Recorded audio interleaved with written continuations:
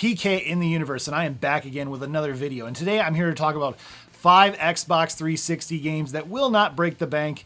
You know, there's no FOMO here. Some of these games are on other platforms, but they're actually quite cheap on Xbox 360. And maybe you're just getting into Xbox 360 collecting. Honestly, I didn't get an Xbox 360 till 2017. That's pretty late to the party. Maybe some people are even later to the party on it. I don't know. Anyways, I want to talk about games that are good, but also fun, and that won't break the bank. So here we go. First up, we got Need for Speed Most Wanted.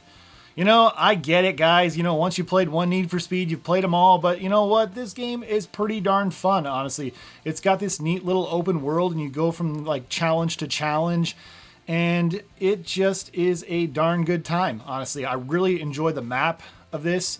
I feel like Need for Speed Rivals is a prettier game, honestly, but I feel like the gameplay, I don't know what it is, it's just better. I feel like the cars just drive a little bit differently. I don't know. I mean, that's just me.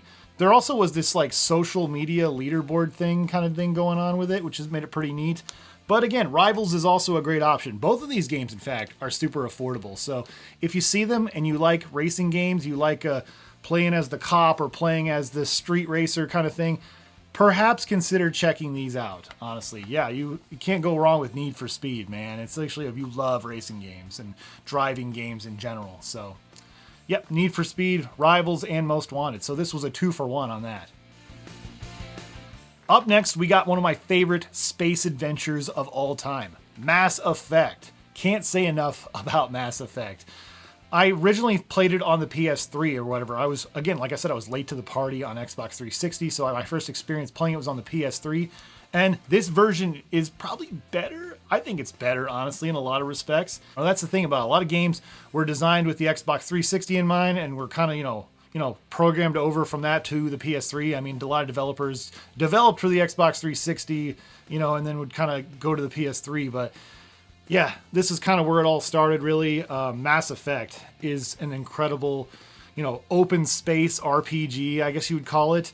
And I really prefer this over Mass Effect 2, honestly, which is, I know is a hot take or whatever, but I just really like the balance of this game or whatever. It's really, you know, team focused, you know, and doing the upgrades and really deciding who are the 3 people or whatever you're going to pick. It's 3, right? I think it's 3, yeah. It's been a while since I played it. But it's one of those games I've played twice and beat twice, actually. And I always end up saving Ashley at the end. Yep, every single time. But anyways, yeah, I can't say enough about it. I just really love the exploration. It was such a, you know, unique game. I had never played a game quite like this. You know, that was like 12 years ago. But yeah, it has so many cool, you know, little choices. You know, you make this choice, it changes the whole game, you know, and that game can be carried over to the second game, you know, if you enjoy the second game. Like I said, I didn't enjoy the second game as much because I really didn't like how, you know, you had, you know, a limited amount of bullets and stuff like that. Whereas with this game, I just preferred the combat. I preferred the combat of this game over Mass Effect 2. You know, even though Mass Effect 2 had a great story of what I played of it, the story was incredible. But this game, there's just something about it, you know, and all the choices you make and the planets you choose to go to from place to place, you know, really affects. There's certain people, if you save their life, it affects the entire story. I just really love how open-ended this game is and how much replayability it has and the choices and endless choices you can make. And this game is still super cheap on the Xbox 360. Yeah, there's a Legendary Edition or whatever on like PS4 and Xbox One, I think, which I think goes for like $20 or something. But if you see this cheap and you have an Xbox 360, why not get it?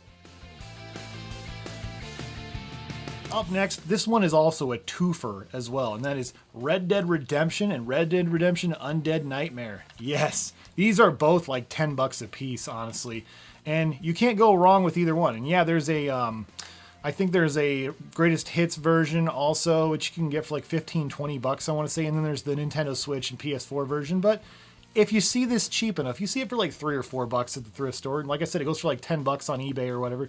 Perhaps consider getting it, you know, especially if you have an Xbox 360 lying around, you've never played this. It is awesome. It is an incredible Western experience. Back in the day, I'd played Red Dead Revolver, and I absolutely adored that game. I used to play that on PS2 all the time, and I had so much fun with it. That game is more linear, whereas this game is a straight-up open-world game.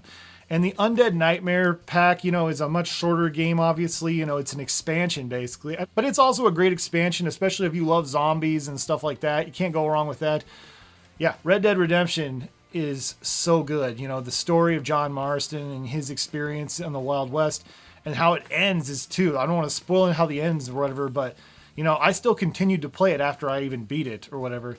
And yeah, and I just love all the different people you visit and all the gunfights you can do and everything about it. You know, it just reminds me of like watching old Westerns when I was a kid. My dad was a huge Clint Eastwood fan, so I have a lot of fond memories watching Clint Eastwood movies. And it definitely brings you back to that sort of feeling. So can't say enough about the Red Dead games. Yeah, awesome. Very cheap, super affordable. I mean, you can't go wrong with these games. Up next, we got Ghostbusters, the video game, 2009. A lot of people have said this is the true Ghostbusters 3, okay? Because we never really got a true Ghostbusters 3. Yes, we got the Ghostbusters 2016 reboot, which did not do very great with a lot of people. You know, I just thought it was meh. I didn't hate it, didn't love it, just thought it was very meh, honestly. That's my honest to God opinion about that. I don't have any really extreme opinions about it like some people do. I thought it was trying to be funny, but it wasn't that funny, but it was okay. Like, I didn't think it was terrible, but wasn't a fan. Then you have, of course, Ghostbusters Afterlife, and now there's like Frozen Empire. So the Ghostbusters, you know, movies have had sequels, obviously, but to a lot of people, this is the true Ghostbusters 3 because it really does take place after the events of Ghostbusters 2 at some point, and you play as this new recruit, and you get to test all the cool, you know, experimental equipment and stuff, and it basically rehashes a lot of the old Ghostbusters experiences, you know, like with the Stay Puft Marshmallow Man, but it does it in a fresh new way. Yeah, it's really a love letter to everybody who loves Ghostbusters, honestly, and I can't say enough about how good it is. It's also, there's a cartoony version on the Nintendo Wii and PS2. My son actually loves the Wii version, actually. I've been letting him play that. I feel like that's a little more tame. This game is a little more serious. It's got a teen rating, and yeah, it is so freaking good. It makes you feel like you are one of the Ghostbusters, you know? And growing up as a kid, you know, yeah, I wasn't the hugest fan of the Ghostbusters cartoon, but I really love the concept in general of Ghostbusters, of the idea of, you know, busting ghosts. Who wouldn't want to go bust ghosts? And that's what this game lets you do. And yes, it is available on more modern systems like the, for example, Nintendo Switch. I have the Nintendo Switch version. I think I spent like 20 bucks on that. This one goes for like 10 bucks all day at the moment, at the time of this recording. But yeah, can't say enough about Ghostbusters, the video game. It is so good. It doesn't matter what version you play of it. It still rocks no matter what you play it on. Can't say enough about it. It's just the best Ghostbusters experience on a video game console, from my point of view, that is. Ghostbusters, a super affordable game on the Xbox 360. And finally, this one's kind of a cheat because I do not have it on Xbox 360. I have it on PS3, which it's also very affordable on. This game is very controversial. The reason I say that is because it's a Final Fantasy game. It's an RPG. It's a real like turn-based RPG, not an action RPG like a lot of modern Final Fantasy games have become now. But it had a lot of mixed reviews, but it's an absolutely gorgeous game, and that is Final Fantasy 13. I do have it on PS3. I don't have it on Xbox 360, but maybe I will get it because, like I said, it's super affordable. One thing I'll say about Final Fantasy 13 is it has a lot of good ideas. Like the battle system is actually quite good. It's been a while since I played this. I played it when it was brand new, and the one thing I remember most about it is just how absolutely gorgeous this game is. Now, my problem was I got to a certain point in the game where I kind of got stuck. And I've talked to a lot of friends who also have that game and played it and have a lot of memories of it.